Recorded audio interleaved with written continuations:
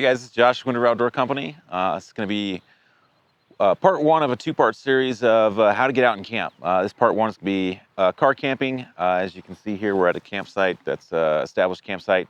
Part two is going to be backpacking. We'll go over a little bit more detail about how to get out into the wilderness.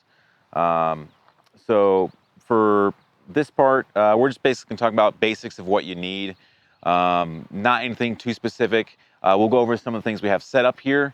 Not into too much technical detail, just name off a few things so you can see size and kind of how it's set up and what it actually looks like out of the package if you come into the shop and are wondering, how big is that tent you're looking at?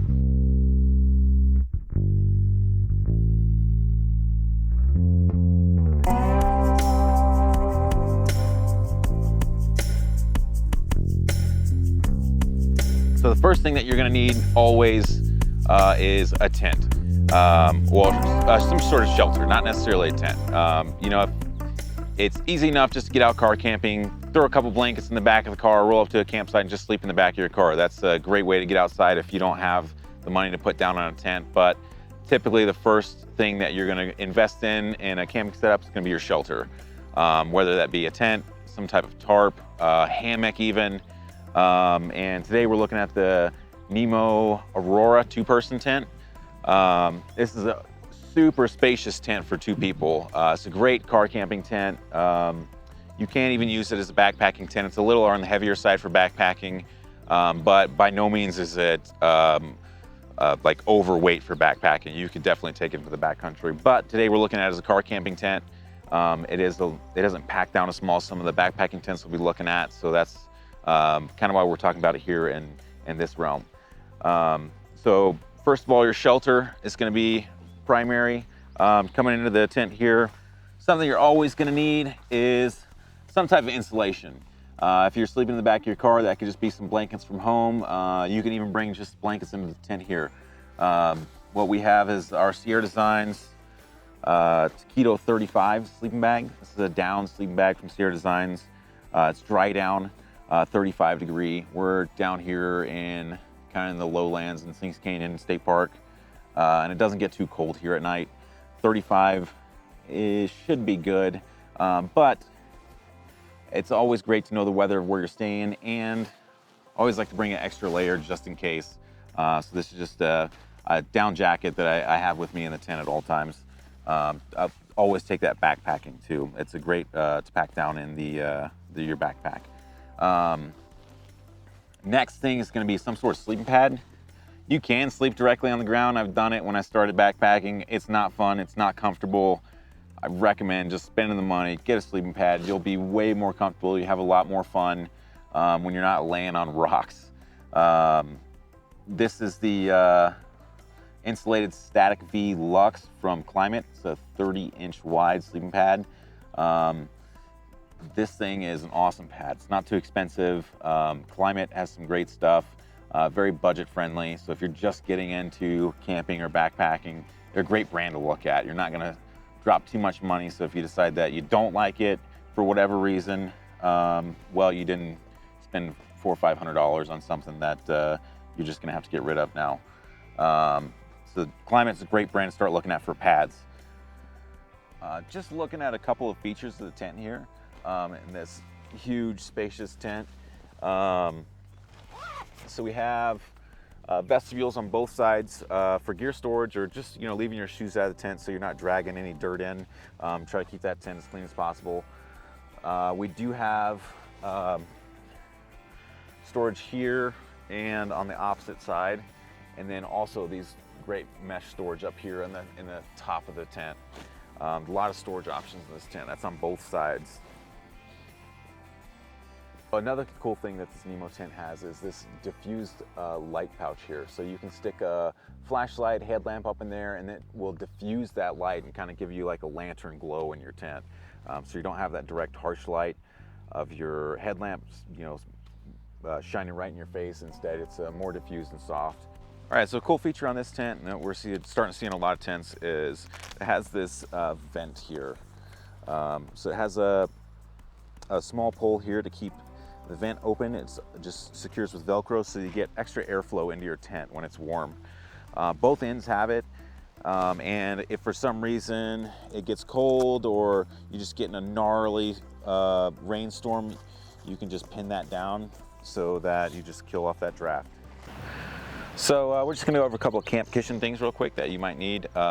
Again, this is by no means a definitive list of what you need to go camping. It's just something to think about as what you might take, and some things just to make you a little more comfortable. So since we're car camping this morning and we're so close to the car, we're able to bring our cooler, first of all. So we're not doing a hot breakfast this morning. We had some donuts. But we do want coffee. So a great little tool is this GSI Java Mill. It's just a hand crank coffee grinder. That paired with the AeroPress and just my single burner backpacking stove just to heat some water. If you want to take a full stove and do a full hot breakfast, that's awesome. You know, with the cooler you can throw some bacon, eggs in there, just do it just like home. You don't have to have any fancy pots and pans, just bring a couple from home, throw them in the back of the car, and you're good to go. With this stove, we would basically grind up our coffee and dump it into the AeroPress here, which sits on top of your coffee cup. You're heating up your water, and then the water gets poured into the top of the AeroPress, mixed and then pressed into your cups. It's basically just like a mini French press if you've never used one. Just show how it works.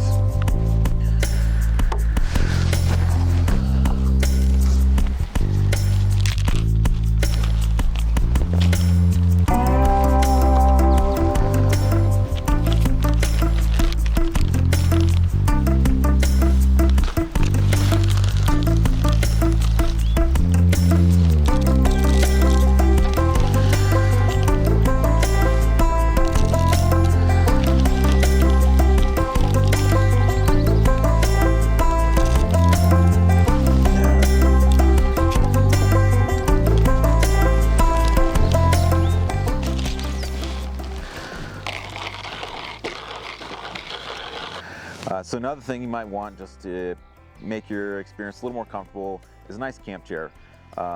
This Stargazer luxury chair from Nemo is just awesome, superior comfort.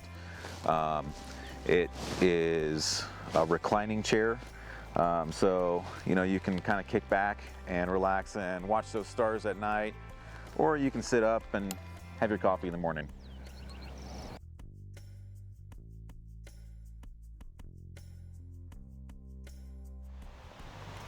Since we're car camping, one of the luxuries that we get is to bring a cooler. Obviously, you're not going to take this in the backcountry with you. It's just way too heavy to haul. But these Yeti coolers are bear proof, which is awesome here in bear country. One thing to note is they are bear proof if they're locked. They have a locking, a hole here for a lock to go through. If they are not locked and secured, they are not bear proof. The latches are not enough to keep it bear proof. It has to be locked closed. You can also get a locking lug for the side here and lock it down to, say, the picnic table here, as well as lock it closed, and then you'll be set. No one's going to come along and steal your cooler, and no animals are going to come along and steal your food.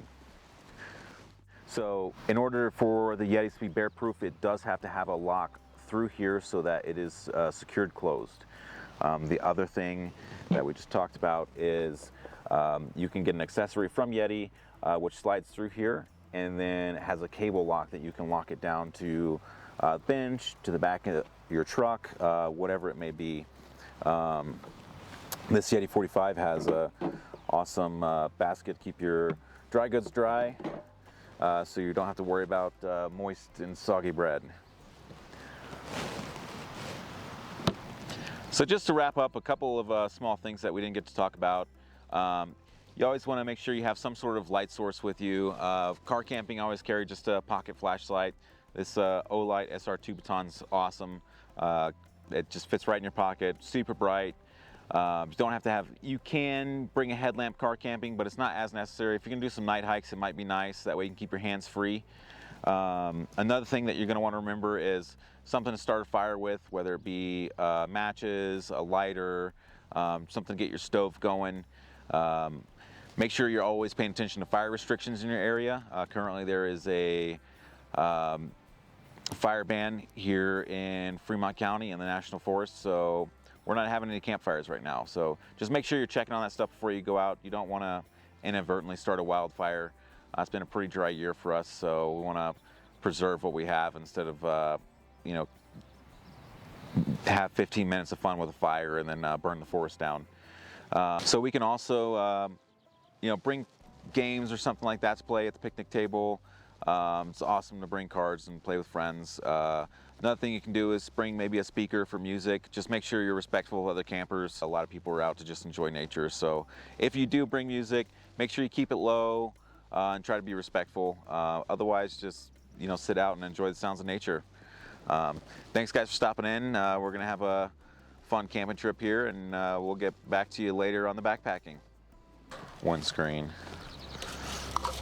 It's all right in this nice, neat package.